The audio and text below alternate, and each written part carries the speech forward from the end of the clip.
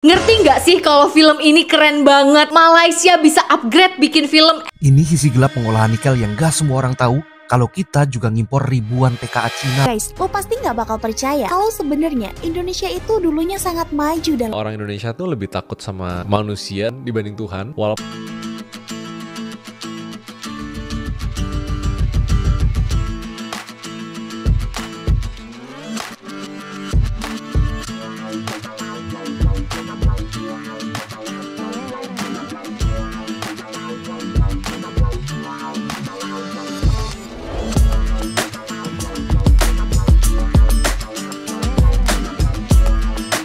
Assalamualaikum warahmatullahi wabarakatuh. Berjumpa kembali dengan Romlia Pratama. Teman-teman sahabatku semuanya, gimana kabar kalian? Mudah-mudahan kalian semuanya baik-baik saja beserta keluarganya di sana. Teman-teman sahabatku, buat kalian yang baru gabung, yang baru nonton video ini, silahkan di-subscribe dulu, di-like dan di komen guys.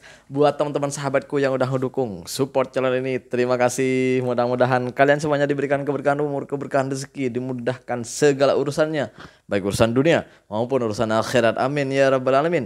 Teman-teman sahabatku semuanya, seperti biasa guys, kita akan nge-reaction beberapa video yang lagi viral. Seperti apa videonya? Ini dia guys. Ngerti nggak sih kalau film ini keren banget? Malaysia bisa upgrade bikin film action seproper dan sekelas Hollywood kayak gini. Ini menjadi film action terlaris dan box office-nya dengan meraih pendapatan lebih dari 76 juta ringgit Malaysia. Ya kalau dirupiahin sih sekitar kurang lebih 296 miliaran. Gak heran dimana ada kualitas hasil yang bicara sendiri. Gue Elsa Riyandi, yuk kita bahas film Blood Brothers Baranaga. Kisah tentang ketua gangster bernama Gas, sosok yang cool, terlatih, dan harus dihadapin dengan peristiwa pahit, yaitu kematian dari orang yang dia sayang secara tiba-tiba. Pas dia selidikin, ternyata semua petunjuk justru mengarah ke satu orang yang paling dekat sama Gas, bahkan yang udah dia anggap kayak saudara sendiri, yaitu Arif. Karena ngerasa dihianatin, akhirnya Gas ingin balas dendam ke Arif, dan setelah itu banyak adegan aksi baku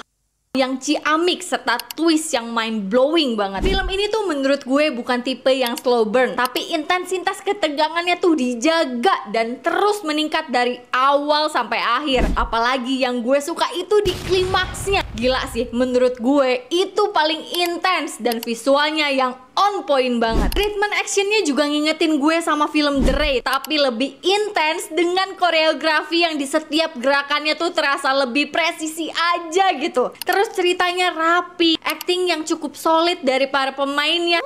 Juara bos. Konflik dan dramanya sangat kuat dengan sentuhan komedi yang sedikit menghibur. So buat kalian yang suka sama film action, gak boleh ketinggalan buat nonton film Blood Brothers Baranaga yang tayang eksklusif di Indonesia di CGV tanggal 11 Juni. Percaya sama gue, lu suka action, lu akan suka film ini. Waduh, kelewat nih ceritanya, Sekarang udah tanggal 12 guys. Waduh, makanya itu hari viral banget nih film ya. Kemarin ya viral banget nih film. Bahkan sampai sekarang tuh viral banget di Indonesia. Bahkan di komentar-komentar tuh gue baca, orang-orang yang pada nonton itu gak nyangka kalau film ini tuh adalah film Malaysia. Jadi netizen Indonesia itu gak nyangka loh kalau film ini film Malaysia gitu. Untung aja bahasanya bahasa Melayu. Kalau enggak, waduh, ini enggak bakal ketahuan kalau filmin Malaysia ternyata gitu. Bener, gue terlewat ternyata guys. Kemarin tuh ada kesibukan ya nemenin anak haflatul imtihan di sekolahnya karena sudah mau perpisahan. Jadi anakku yang nomor 2 itu masih sekolah TK atau apa ya, Tadika kalau di Malaysia itu. Sekarang sudah lepas dari Tadika, sudah lulus dari Tadika, mau sekolah KMI. Jadi kemarin itu perpisahan. Jadi ada haflatul imtihan, ada pengajiannya, ada ceramah agamanya juga gitu kemarin. Jadi gua nggak sempet itu guys. Sebenarnya pengen banget nonton itu guys. Teman-teman gua dari sini tuh nonton semua ke bioskop semalam guys. Aduh, gue lihat tayangannya, gue lihat viralnya di sini tuh. Waduh, pengen kali tuh. Bahkan teman-teman tuh apa ya, nggak nyangka kalau film itu ternyata film Malaysia gitu. Awalnya lihat dari judulnya tuh apa ya, nggak kayak bukan apa ya, kayak bukan film Malaysia katanya guys. Ternyata setelah nonton teman-teman tuh ternyata film Malaysia best Malaysia, semakin maju perfilmannya. Wow, ini udah mau tayang ke luar negara semua ini. Waduh, kita berlanjut ke video yang selanjutnya guys. Ini dia guys. Ini sisi dia, gelap guys. pengolahan nikel yang gak semua orang tahu kalau kita juga ngimpor ribuan TKA Cina loh. Buat yang mikir kalau nikel bikin kita sejahtera, mending tonton ini dulu deh. Soalnya ada kenyataan mengejutkan yang berhasil kami rekam. Ini fakta yang mungkin belum kamu tahu setelah kami keliling Indonesia. Waduh. Tim ekspedisi Indonesia baru datang ke lokasi smelter atau pengolahan nikel di Borosi, Sulawesi Tenggara. Abis ngelihat kenyataan di lapangan, kami jadi ragu dengan pernyataan Menko Marves Luhut Binsar Panjaitan yang bilang kalau TKA yang terlibat dalam proyek hilirisasi di Indonesia hanya 10-15% dan cuma tenaga kerja ahli. Sedangkan kami ngerekam ini. Ternyata banyak juga loh pekerja asing yang tenaga kerja kasar. Ditambah lagi di Morowali, ternyata TKA mencapai 26.038 pekerja. Data itu dikonfirmasi sama Dinas Tenaga Kerja dan Transmigrasi Morowali Januari 2024. Kalau udah gini, kita jadi inget kalau tidak ada dalam sejarah kota tambang yang sejahtera pasca penambangan. Banyaknya TKA di sektor industri nikel juga sampai ngaruh ke warga sekitar loh. Hah? Kenapa emangnya? Follow akun ini biar kami bisa terus menyuarakan wajah Indonesia yang jarang dilihat. Kalau gini nih mau dibiarin apa enggak nih? Mau dibiarin? Kalau dibiarin hal-hal yang seperti ini, ya rakyat sendiri dibiarkan menganggur, dibiarkan nggak punya kerja. Kalau hanya buruh kasar kan rakyat sendiri kan bisa. Kalau memang di pabrik itu atau di tempat itu butuh pekerja yang spesialis, yang spesial gitu, yang sekiranya orang sini nggak bisa gitu, yang mungkin mendatangkan orang dari luar oke lah gitu ya. Tapi yang ini buruh kasar datangkan dari luar, kan gajinya lebih mahal gitu kan. Bisa membayar lebih mahal sama orang luar. Tapi sama rakyatnya sendiri, aduh ya Allah ya Rabbi. Ini negara sebenarnya mau ngapain sebenarnya sama rakyatnya sih? Kenapa seperti ini tuh bisa terjadi gitu? Allahu Akbar. Kenapa dibiarin gitu? Ya kalau di Malaysia ya, gue jadi saksinya sendiri. Memang orang-orang di sana itu, orang Malaysia itu butuh pekerja kasar. Makanya pekerja-pekerja yang datang ke sana itu ya kerja kasar. Kami ini kerja kasar di sana. Karena kebutuhan mereka pekerja kasar. Nah kita banyak yang nggak kerja, ya. Di tempat kita banyak yang nggak kerja. Malah ngambil pekerja dari luar. Bayangkan. Rakyat sendiri suruh nganggur, suruh miskin. Astagfirullah. Ya Allah, ini kenyataan loh. Masa kita mau tutup mata tentang semua ini?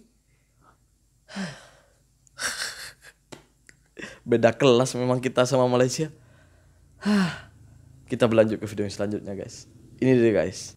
Lo pasti gak bakal percaya kalau sebenarnya Indonesia itu dulunya sangat maju dalam segi teknologi. Bahkan beberapa negara banyak yang belajar di kita. Dan kita sempat menciptakan pesawat sendiri. Kita punya satelit sendiri. Kita bahkan sempat dijuluki macan Asia. Namun sekarang semuanya sirna. Iya, kamu gak salah dengar. Di tahun 90-an, Profesor B.J. Habibie yang merupakan mantan presiden kita berhasil menciptakan pesawat. Padahal pada saat itu Cina baru memulai perkembangan industri. Di tahun 90-an kita sudah punya satelit. Korea Selatan di tahun saat itu baru memulai transisi dari negara industri ke teknologi. Bahkan di tahun 90-an kita dijuluki macan Asia akibat perkembangan dan kemajuannya. Nah di tahun 90-an negara Singapura itu masih sangat tergantung pada pasokan energi Indonesia. Bahkan kita itu di tahun 90-an liga lokal terbaik di Asia. Jepang juga belajar sama kita. Di tahun 1960-an nih Malaysia itu sampai impor guru dari Indonesia karena saking hebatnya guru-guru di Indonesia. Nah sayangnya ini semua terbalik. Indonesia seperti mundur secara bertahap. Ada apa dengan negeri ini?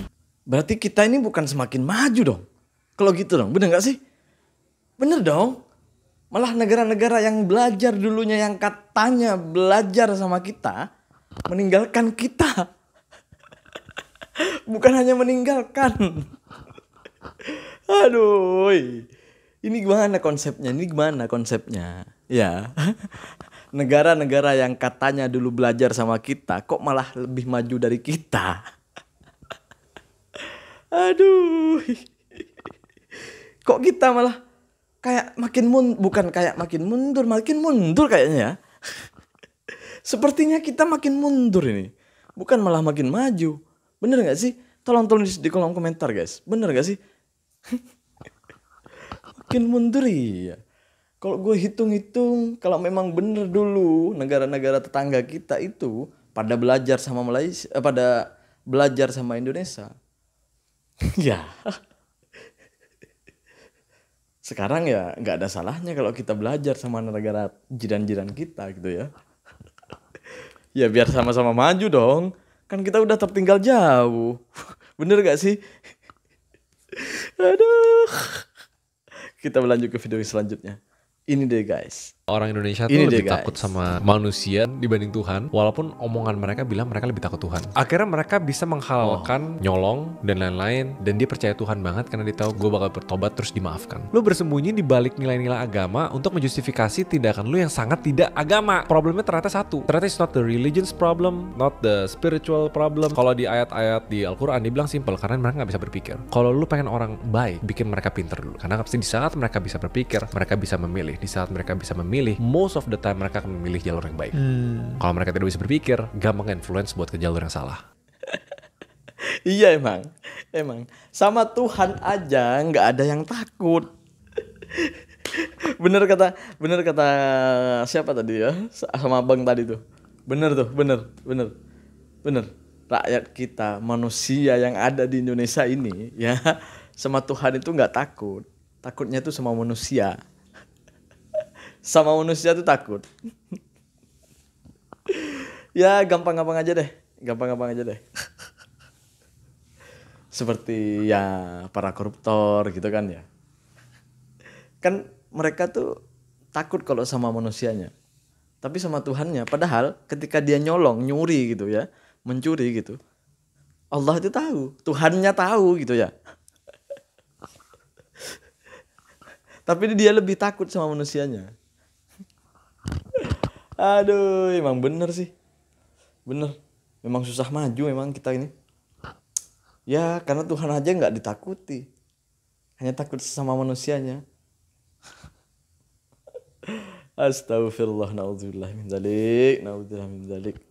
Mudah-mudahan kita semuanya tetap dalam lindungan Allah dan takut sama Allah. Terima kasih buat semuanya. Assalamualaikum warahmatullahi wabarakatuh. Jangan lupa guys, salawat.